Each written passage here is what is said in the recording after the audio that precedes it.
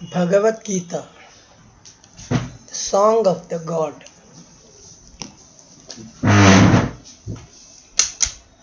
Bhagavad Gita is a message given by Lord Krishna to his disciple, friend and relative to Arjuna. When Arjuna, after deciding to wage a war against the Kauravas for the injustice Kauravas done to the Pandavas, after entering into the battlefield, he decides not to fight. He gets confused because after looking at the enemy soldiers and enemies in the war field, who are their grandparents, gurus, brothers, and their own relatives and friends, then he decides not to start the war. He talks to the Krishna saying that this is a situation, why should I kill my own people? Then the Krishna gives his message in the form of a Bhagavad Gita. This message is not just to the Krishna, but to the whole humankind. Irrespective of the religions, this message is valid for thousands of years, centuries, today, and for the future generations also. But when the message is given, we should interpret, understand in the correct way. We have very holy treatises for various religions. Each treatise will give you a message for the better human life. One contention in the Bhagavad Gita says that it encourages the Hindu and encourages the supremacy of the God, Lord Krishna. Now let us see what exactly it means. When Bhagavad Gita started, there is no specific religions existed. It is all the faiths they were existing. Based on their faiths, based on their own customs and traditions, they formed their own sects. We name it as a religion. But this is not the message what I wanted to give it to my audience. Before that, I humbly submit that I am an ignorant person with a very, very micro or nano level knowledge about this in this subject. But still I am venturing to share whatever I understood to the audience. I know many of the audience, rather a large number of audience, are aware of the entire Bhagavad Gita and much more knowledgeable than me. But there may be a few persons who are less knowledgeable. For their sake, I can share this.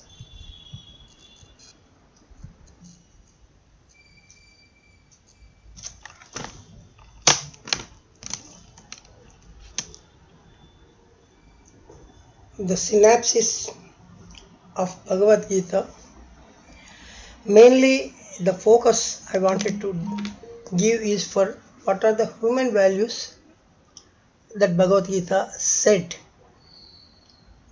in the form of a Krishna's message to the Arjuna, almost about 5,000 years back. So what is its validity in the present day also? I just give you some light on that. Bhagavad Gita has 18 chapters. Each chapter has a specific information and message to the Arjuna and also to the world. One important thing I would like to say, people who question about the veracity of Bhagavad Gita, or why Krishna said to the Arjuna whether the Krishna was a god. You see, even these days we write so many books. When we write a book, we write the book only not to our students, for the world overall, whoever can use those things. Similarly, the Bhagavad Gita, when it was given to the Arjuna, we should understand that the message is for the whole world. And even particularly it is applicable to ages, we should be giving importance to that. Whether Krishna was a god or not is a different issue. Bhagavad Gita is existing 5000 years back, it was written, and it is available in the literature also. Okay, so we have to see in that angle also. Then only we can realize the importance. There are 18 chapters. Briefly, I talk about the 18 chapters. Before that, each chapter, what is the content also, I'll just describe. In the first chapter, when Arjuna is dejected by looking at the enemies who are their own friends, relatives, grandparents, Arjuna decided not to proceed with the war. Then he looks at Krishna with his opinion that why should he do the war. So he is in the Vishadam, means he is in the sorrow, sadness. Then how the Krishna response is there with the remaining chapters also. The chapter 2 talks about the transcendental knowledge. What is the importance of the knowledge? How the knowledge can be through different phases. How Krishna has given the knowledge to the Arjuna. And chapter 3 talks about the action, and Krishna explains Arjuna the importance of the action, and also specifies that each living thing, human being and any other living thing, need to do the action, and without action he is as good as a dead. So hence the action is an important thing. Including the breathing is also considered as an action. So when somebody stops the breathing, then he is considered as a dead. So important of the action is given in the chapter 3. Chapter 4 speak about the knowledge. The basis for any action is ultimately through the knowledge. Knowledge is knowing the thing. Knowing the thing that is required and that is not required also. So how you obtain the knowledge. Chapter 5 talks about the karma and vairagya yoga, that is the yoga of renunciation. Here the renunciation means you are leaving everything aside for a particular goal or an objective. That is what the renunciation. Krishna explains Arjuna about the renunciation process. Then the abhyasa yoga, self-control. Krishna speaks in the chapter 6. How do you develop the self-control? Through a process called sadhana. In the 7th chapter, Parahamsa Vijnana Yoga, the yoga of the knowledge and wisdom. Is the knowledge itself is end point? With the knowledge, can you do some actions? So Krishna describes the knowledge along with the wisdom only gives you the correct path of the actions. In chapter 8, Akshara Parabrahmam, that is the yoga of a imperishable and absolute. What is the imperishable and what is the absolute? Krishna explains to Arjuna. Chapter 9, Raja Vidya Raja Guha Yoga, that is the royal knowledge and royal secret. What is the royal secret? How do you learn the royal secret? Krishna speaks in the chapter 9. 10th chapter talks about the divine glories. What is the glory and what is the divinity? Why a divine should be glorified? These are the issues we'll discuss in the chapter 10. Chapter 11, Vishwarupa Darshana. In fact, this is one of the controversial chapters for many people. Although it is not in real sense not controversial, should not be controversial. Krishna expresses his Vishwarupam shows his Vishwarupam to the Arjuna. And Chapter 10 and chapter 11, for some of us who are not totally aware, they appears to be either redundant or too much. So that we will discuss on these things. Chapter 12 talks about the Bhakti Yoga. What is a Bhakti? What is a devotion? Whom you have to be devoted. Then chapter 13 talks about the field and knower of the field. Kshetram and Kshetrajna Vibhagam. So what is the field? The physical part. And what is the knower of the field? The person, the soul who is available with that physical is a knower. So the importance of the Kshetra and Kshetrajna Vibhaga describes in the chapter 13. Chapter 14 talks of the Gunatraya Vibhaga. 3 gunas which are very common in all the human beings particularly, although they are there in animals also, but human beings it is very much focused because we can control those things, whereas animals cannot be controlled just like that. Even animals can be controlled through training and practice, but humans can do by yourself. And these gunas like a sattva, rajasa and tamasa, chapter 4 describes.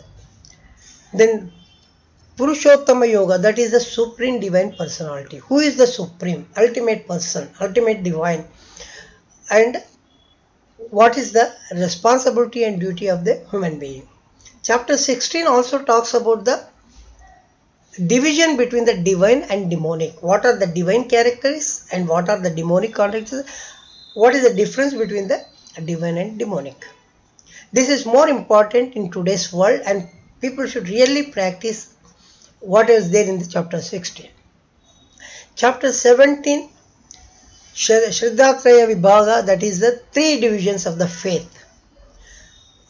What are the divisions of, what is the faith and what are the 3 divisions of the faith is described in the chapter 17.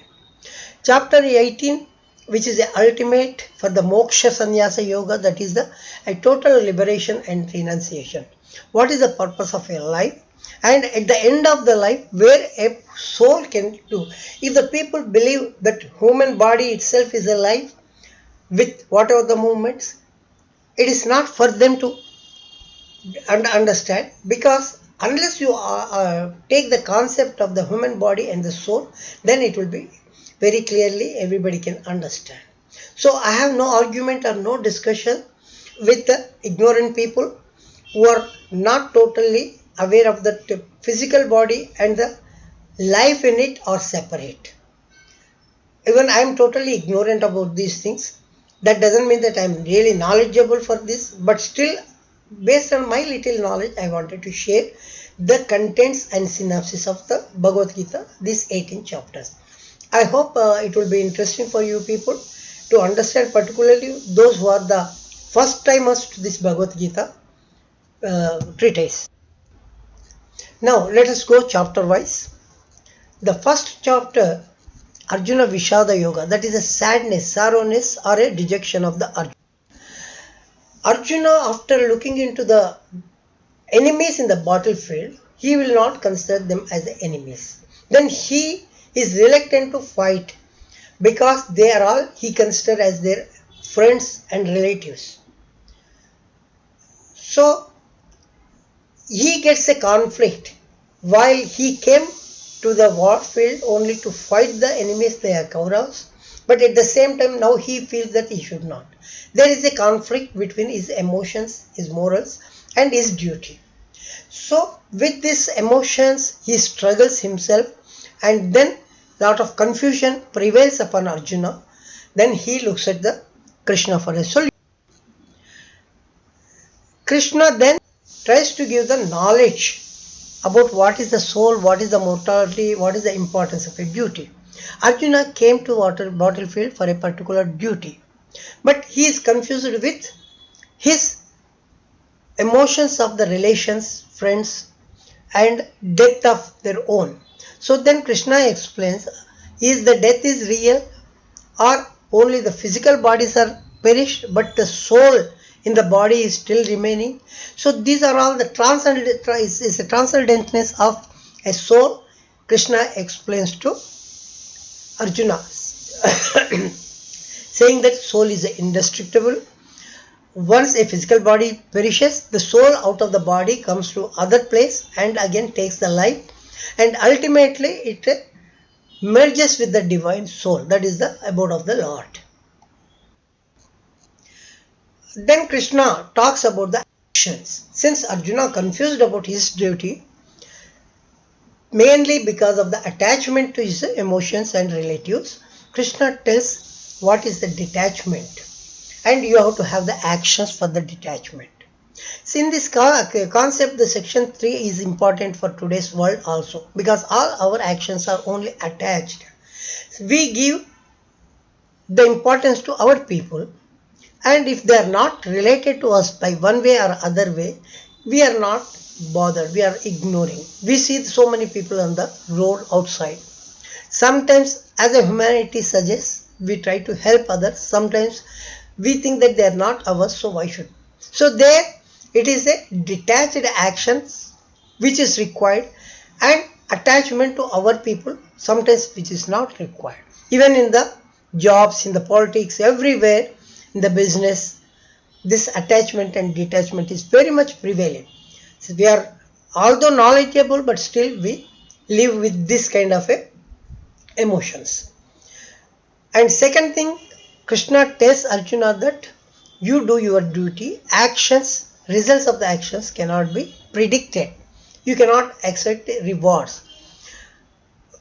In one of the sayings, Krishna tells Arjuna that whenever the Arjuna says that I am going to kill my enemies who are my friends and relatives, and this victory is not satisfactory to me, the Krishna questions Arjuna, how you are predicting the victory before doing the war?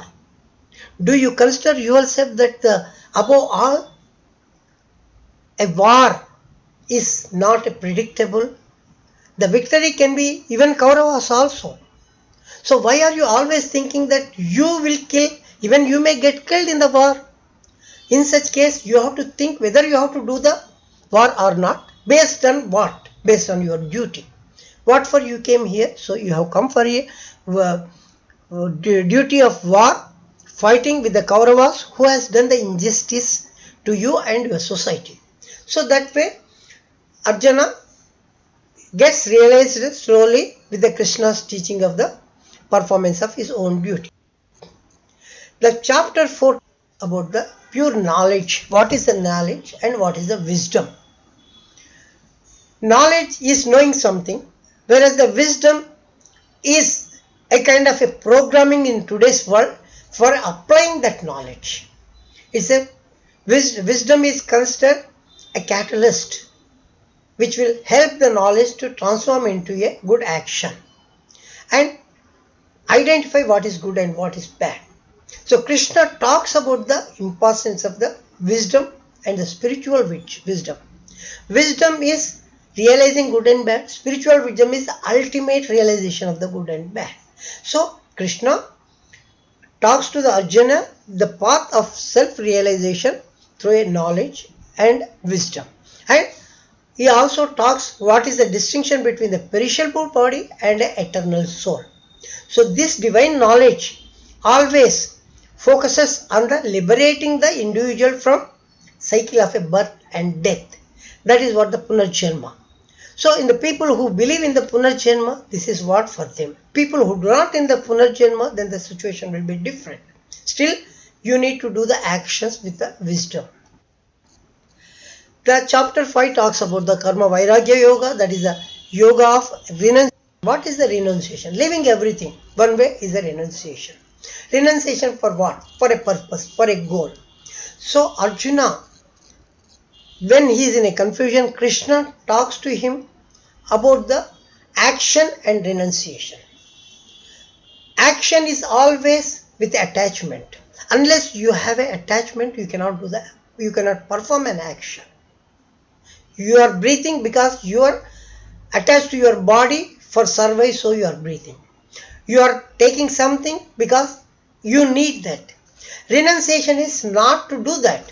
If I stop the breathing, can I call as a renunciation? One way it is, that way I commit suicide or I give my life by not breathing. So can you do that? But you have to balance between your action and renunciation. Krishna teaches how to balance between the action, which is a worldly responsibility, and the renunciation, which is a practice of the spirituality. So these two things are very much important. Hence Arjuna slowly started realizing it. In the 6th chapter, Abhyasa Yoga, that is yoga of self-control. What is a self-control? What is a control? Control is specifying certain limits between action and non-action. And whenever a person does the action, that action has to be within the limits. Otherwise, it will either spoil the society or spoil yourself. If you eat more than what your body digests, you are spoiling. If you eat less than what your body needs, then you are starving. So, similarly, all our actions have to be controlled.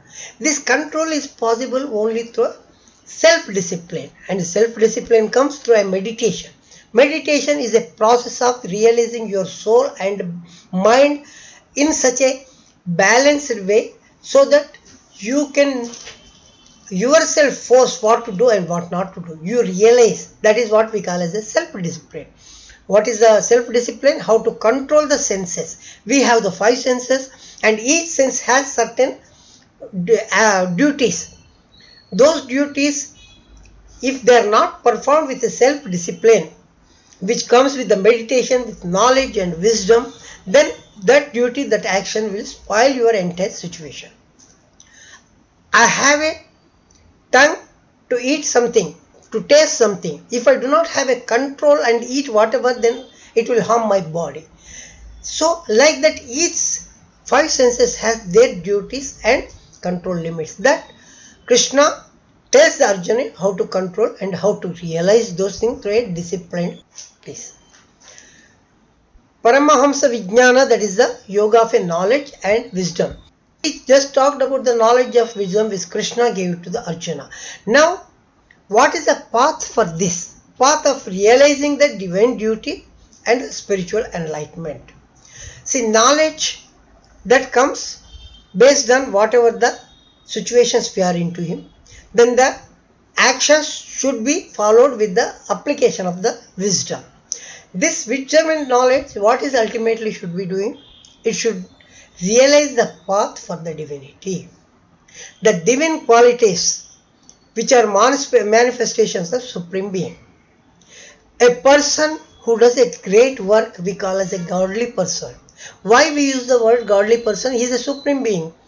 So, in this case, Krishna explained what is the divinity. Many of us get confused that Krishna himself thinks he is the God, so he is giving. But only few of us realize that Krishna as a person, as an embodiment of the knowledge, shares his knowledge. You can consider Krishna as a God, or you can consider Krishna as a messenger of the message to the world, or whatever the way you can consider. But a person who does all the good things for the society, we consider him a God.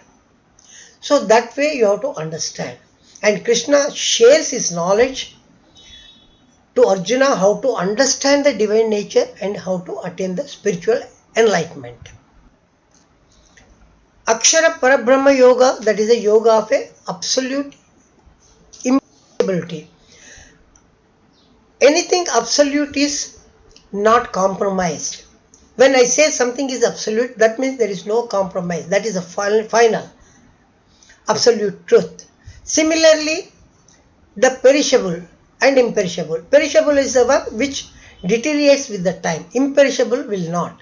In this concept of human life, the soul, Krishna says, is a imperishable. And human body is a perishable. So, when you talk about the eternal nature of the soul, which Krishna considers, which is a path to the liberation, you should understand your soul well. Then you slowly started your detachment, your renunciation, and ultimately you use the path of a divinity with your liberation. This liberation ultimately helps the soul to reach the absolute supreme, that is a supreme being or a Lord. Chapter 9, Raja Vidya Raja Guha Yoga, that is a yoga of royal knowledge and royal secret. What is a royal secret and what is royal knowledge? Krishna explains to Arjuna.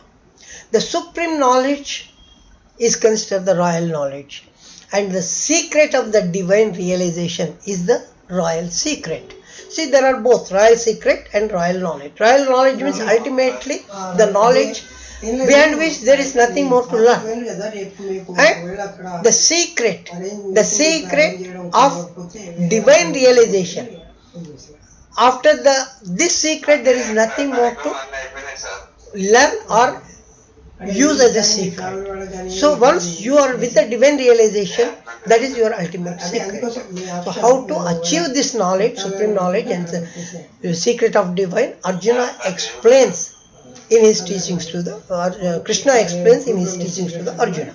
So the highest knowledge, see, in our normal traditional education we have some basis to that particular education. After that we consider that is the highest in each discipline. And in today's world there is no limit. As the world grows with the technology and all that, unlimited knowledge.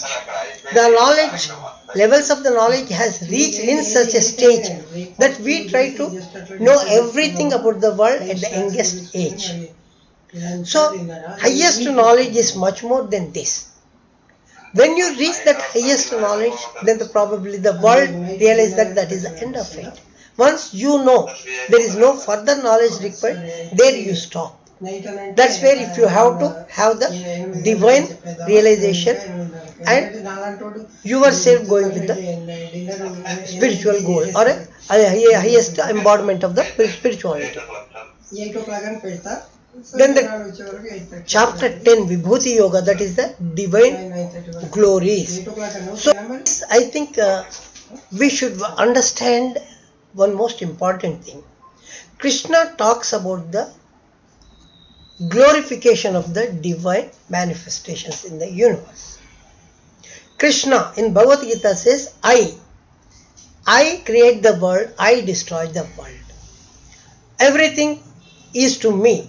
So here what we should understand, the people who wanted to criticize the Bhagavad Gita focus on this chapter 10 and then of course chapter 11 too. In this, Krishna being a Lord, he glorifies himself. Is the God glorifies himself? Then he is not a God. So that's where the logic will be there. That is a kind of a vicious circle. But here the message from the Krishna, the content and intent of the message we should understand. Why the glorification is required? See, when we are talking about action, knowledge, divinity, everything will come from some kind of resources and sources. We learn our knowledge from our gurus. So when the guru gives us a knowledge, glorifying the guru is not a sin. A person who gives whatever he has, glorifying that a person is not a sin. With this message, Krishna teaches the humanity about the gratitude about your actions and inactions. Glorification is one way of the expression of the gratitude. You go to the temple, you make some desires. After fulfilling your desires, you go and offer some prayers or offer some gifts. God doesn't need any prayers, God doesn't need any gifts, God doesn't need any praise. Because God only gives, does not take. Then only we call him a God. This fact we should realize, particularly with respect to the chapter 10, manifestation of the divine world. We have to see that the message is only to express our gratitude and develop certain attributes about the world and about the human accomplishments. With this only the Krishna wanted to Arjuna realize that presence of the all omnipotent spiritual personality or spiritual soul. In the chapter 11, Vishwarupa Darshana, that is a yoga of vision in the universal form. One of the chapters which is again attracted some kind of a criticism from some of those people who consider the Bhagavad Gita is not a great book. So in this Vishwa Darshana, as you see in the movies and all that, Krishna shows his whole cosmic form, wherein he appears to Arjuna like he is everything, whole world is with him. What does that really mean? And Krishna explains to the Arjuna the what is the spirituality, what is the supreme spirituality, what is the divinity. So Krishna wanted Arjuna to realize everything in the world is a cosmic, everything in the world is a supreme, everything in the world is a divine. So all those is a combination is myself. That is the whole divinity. That's what the Krishna says. Here what Krishna intended Arjuna to understand is that you should respect everybody as a divine in the world. Be it is an animal. He shows all the living and non-living things. The fire, he shows animals, birds, insects, water, dirt, everything he shows. So that way he explained the Krishna that everything in the universe has a divinity that we should understand and we respect it. This way you can also, as a human being, you should know how to have the love, sympathy and empathy towards others.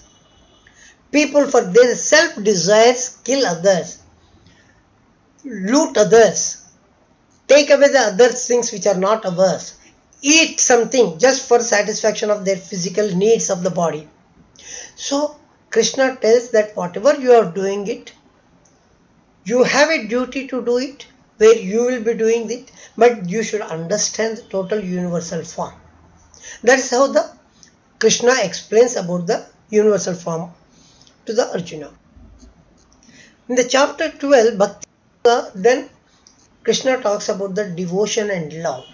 So Bhakti is the embodiment of the devotion and love. Love and devotion, there are two different things. Love always is between the two or more people, and devotion is towards only one person by other person. So that is our one object or one goal, then we call as a devotion. If you have too many goals, then it is a division of the devotion. So always at one point of time you have one goal and you devote to that. Whereas in love you can have a universal, you can love everyone and you get love from everyone. How this devotion through love you should reach a place. That is what the Krishna explains, teachings the path of the devotion, and ultimately through devotion you surrender to the divine. Whenever I use the word divine, try to understand it is not the Krishna who talks, it is the ultimate supreme power that talks in the form of a Krishna. Okay, so Krishna talks about the significance of the devotion, significance of the love. Unless you have the love, you cannot have a devotion. The love minus selfishness is a devotion. If you renunciate your selfish interest through love, it becomes a devotion or a sacrifice. So devotion is the ultimate thing in the process of a surrendering to the divine. Kshetrajna, Kshetrajna Vibhaga, that is the field and knower of the field. Here Krishna explains the parts of the human body, that is the physical body and the soul. Physical body is considered the Kshetra, and the soul in the physical body is the knowledge of the or knower of the body. So when we talk about the two divisions in one human being, one is the physical, other one is the non-physical, that is the soul, we should understand. In fact, many saints, including the Sai Baba, so the Shirdi Sai Baba, once proved that body and soul can be separate for some time. If the time is very long, that means body is left forever and soul reaches some other body or divine, supreme divine. But it is possible to understand, that's what we call as the inner consciousness. Inner consciousness talks about our body. When I start thinking about my body, I realize about my feet, I realize about my hand. Hand is separate and my realization is separate. Eyes are separate, my realization of eyes are separate. If eyes and myself is same, I cannot describe the eyes. Eyes are separate, my realization is separate. Body is separate, my realization is separate. Like, if I am separate from a other person, I can describe that person's. If I am the same person, I cannot describe. Similarly, in our body, the soul is separate. The soul is the knower, which is the embodiment of the knowledge. That is called the kshetrajna. Body is the kshetra, that is the field. Krishna explains what is the distinction between the physical body and the soul in the chapter. Gunatraya Vibhaga Yoga, that is the division of three gunas. Division of three gunas we will be discussing in another chapter also. Whole world is divided with the certain characteristics, certain human behaviors. Our human behavior is result of our knowledge, our thought process, our actions. To get that knowledge, that thought process, we should have some inherent qualities. Those qualities are divided by Krishna to teach Arjuna. They are called the Sattvika, Rajasika and Tamasika. Each has a separate borders for their actions. Sattvika, which consider the highest soft human behavior, which always emphasizes on not to harm anybody, but to focus on the divine qualities. Rajasa, it has also certain divine qualities, but it has some human qualities like it desires luxuries. And Tamasa means the common man, who are subjected to any influence. They are all the Tamasa. So that way the human behavior is divided into three gunas, Sattva, Rajasa and Tamasa, which was taught to Arjuna by Krishna to make him understand what is importance of the Sattva, what is important of the Rajasa and what is the, not only importance, what are the problems with the Tamasa. Chapter 5th is the Purushottama Yoga, that is the Supreme Personality. In the Supreme Divine Personality also Krishna explains of the eternal soul and the soul reaching the finally Supreme Divine.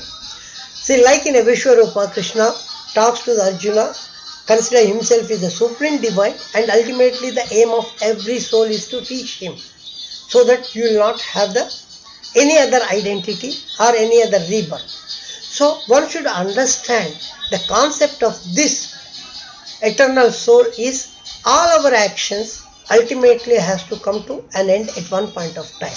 We normally call it the death. A machine runs till all the parts of the machine stops working. You can repair to some extent, but one point of time you cannot repair. That is the death of that machine. Like a human body also.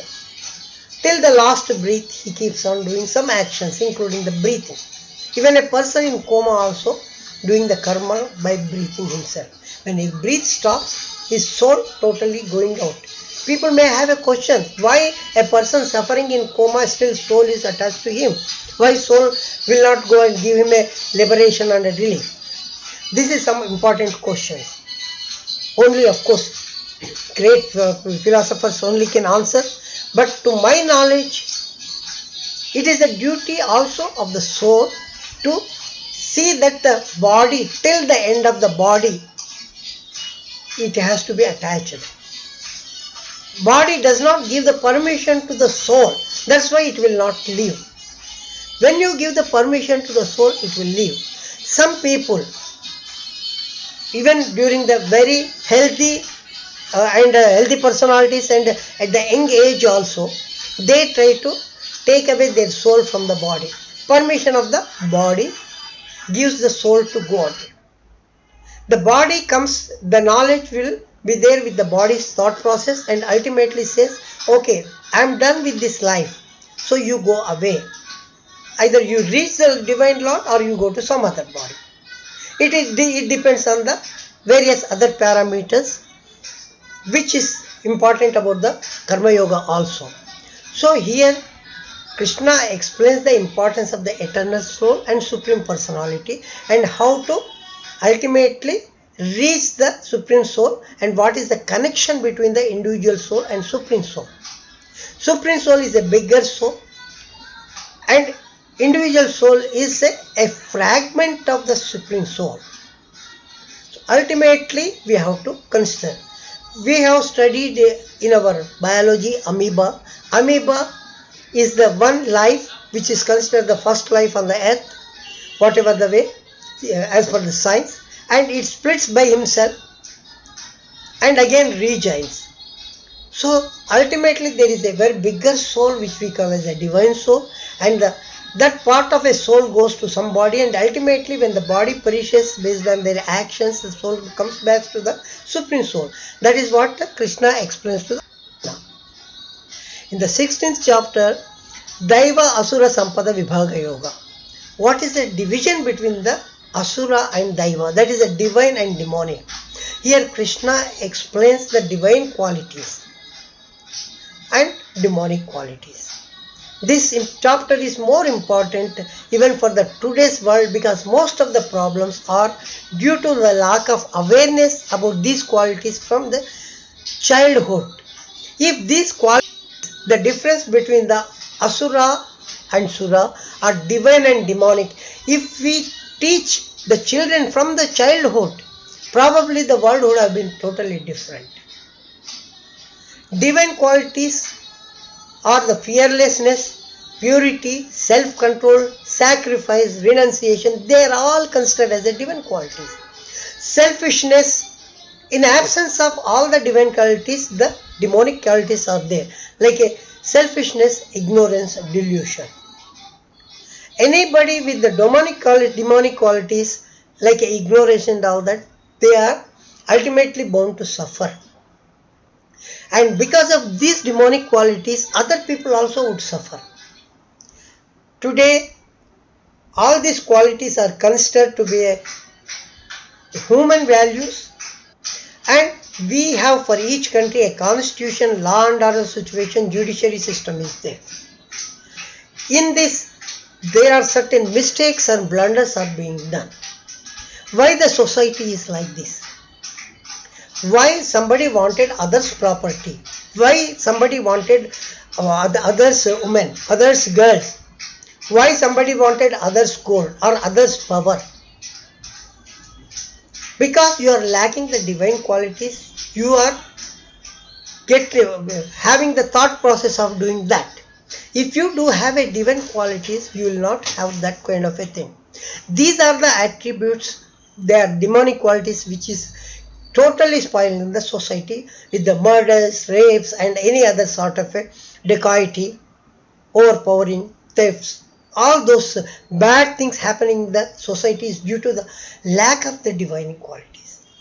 If somebody from the childhood teaches you the divine qualities and develop the divine qualities with the monitoring the divine qualities, once you establish yourself as a divine, you do not do anything undivine or demonic. Even today's judiciary system also, it is an utter failure of the judiciary system, because somebody does a crime. All these demonic actions are considered as offenses or a crime in today's terminology. See, when somebody does a crime, we have the different type of a punishments. Capital punishment, that is a death. Imprisonment, that is the isolation of that particular person from the society, so that he will not influence the society for with his demonic or a undivine qualities. Then other type of a punishments are there. See, why we give the each punishment should reform a person, and when a person cannot be reformed, ultimately the only thing is that his soul and body has to be separated by the killing.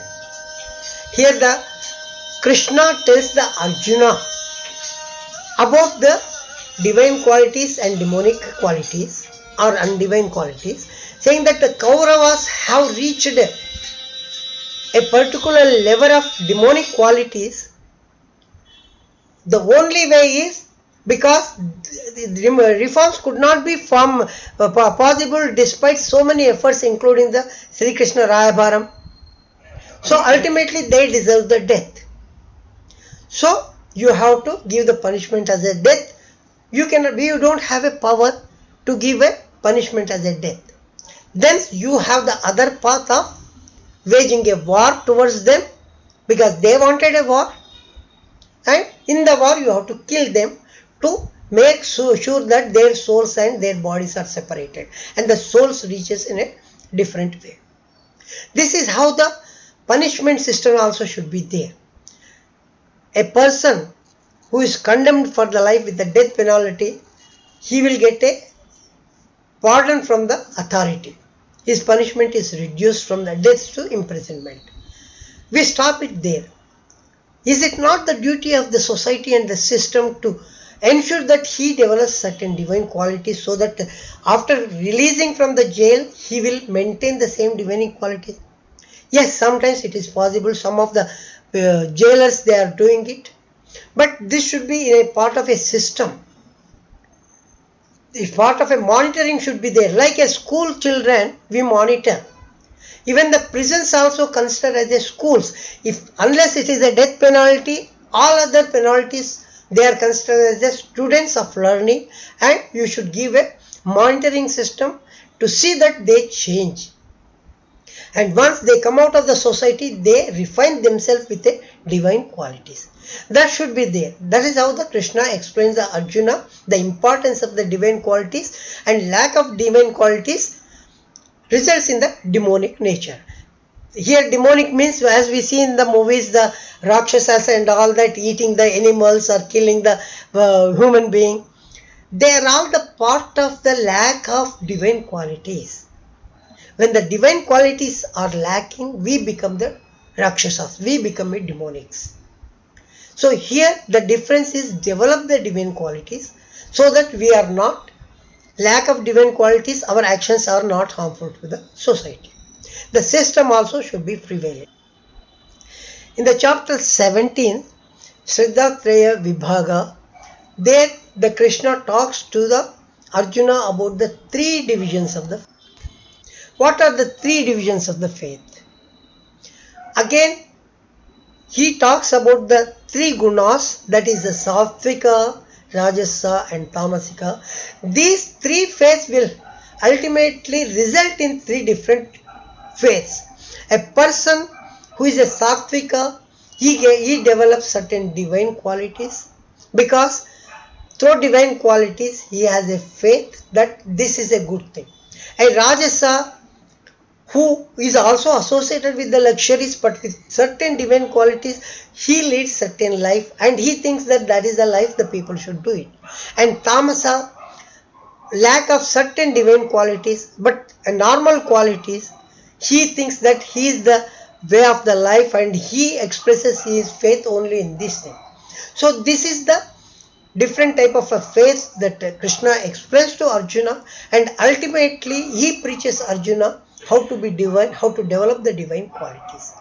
See, these are all the important things as a living human beings. Then, hence, Krishna tells the Arjuna about all those qualities of the divinity and actions and inactions. Finally, 18th chapter, Krishna talks about the moksha sannyasa yoga, that means liberation and renunciation. Detachment, liberation and renunciation, we just discussed a part of a Bhagavad Gita. Detachment is that I am being away from that particular habit or particular person or particular emotion. Renunciation is that a set of qualities, set of persons I'll renounce, including the property, people or a bad qualities, whatever, I renounce. And liberation is the ultimate, where not only I am detaching but I am also renouncing, and I am making my soul to be liberated from this bodily or humanly, Mrityuloka we call as, all the desires of the Mrityuloka. I liberate my body totally from the soul, and the soul, ultimately my aim is to reach the God or reach the Supreme Soul. That is the Moksha Sannyasa Yoga Krishna teaches Arjuna. And with this, the brief synopsis of 18 chapters I try to explain in the simplest way possible. I hope this message reaches to everyone, and I beg the pardon of all the audience. In this process, whatever the little knowledge with lot of ignorance, I try to explain, and you may pardon me for my mistakes. and whoever they feel it's interesting may also spread this synopsis to others, so that at least unknown ignorant people will come to know about the Bhagavad Gita. And Bhagavad Gita is not looked upon with a view that it is just a religious book, or it is just a Hindu book, or it is just a praise of a god. It is neither of these. It is a path that shows to the humanity and what are the do's and don'ts. Ultimately, these do's and don'ts, only a part of it is taken into the constitution of the countries and the country's law and order situations and law books. It is not entire thing. Only a part of it is doing, and with that we are thinking that we are running a world with a very good law and order. But if you take everything from the Bhagavad Gita and make your life as per the regulations, rules Krishna's passed on to the Arjuna, then the life will be different and society will be different. You will prevail the peace upon the society with this. Thank you very much, and I stop here. Looking forward to your comments on this.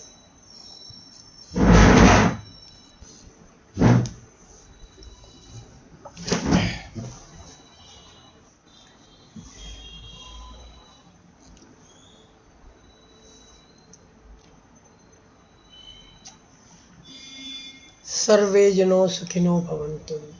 Sarve bhavantu sukhino. Sarve santu niramana. May everyone be happy. May everyone be free from all diseases. May everyone see the goodness and the auspiciousness in everything. May none be unhappy or distressed. This is the ultimate human message for the better human society.